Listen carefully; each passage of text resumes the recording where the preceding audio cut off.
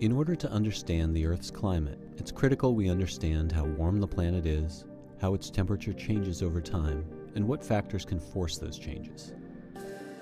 The sun is the Earth's primary source of heat, constantly bathing us with solar radiation. The land surface, cloud cover, and our atmosphere help determine how much of that heat is reflected and how much is retained.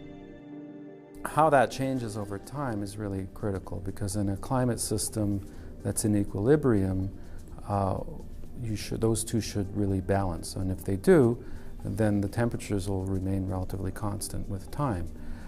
Now, when you add greenhouse gases such as carbon dioxide, methane, you change that radiation balance at the top of the atmosphere. You reduce the amount of outgoing radiation, and so that imbalance means more energy is in the system.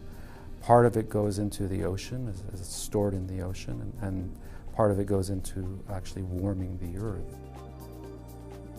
One of NASA's most important tools for measuring that heat is an instrument on board the Aqua, Terra, TRIM, and NPP satellites called CERES, Clouds and the Earth's Radiant Energy System.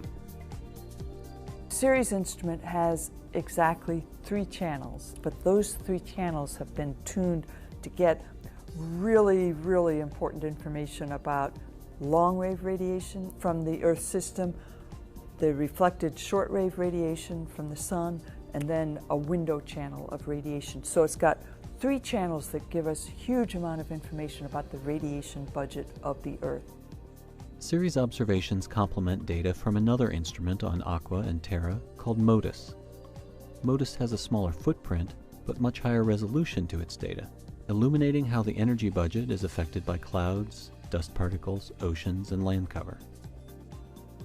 That energy budget can also be influenced by natural events, such as the La Niña and El Niño weather patterns, the amount of ice and snow covering the Earth, and events that impact the Earth's atmosphere, like volcanoes.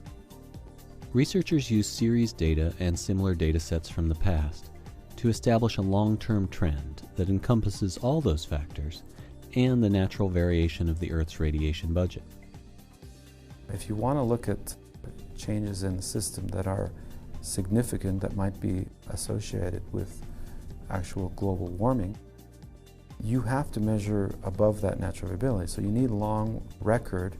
The CERES instruments and their predecessors have been taking the Earth's temperature for almost 30 years, and this data can be used in conjunction with other measurements of the Earth's vital signs.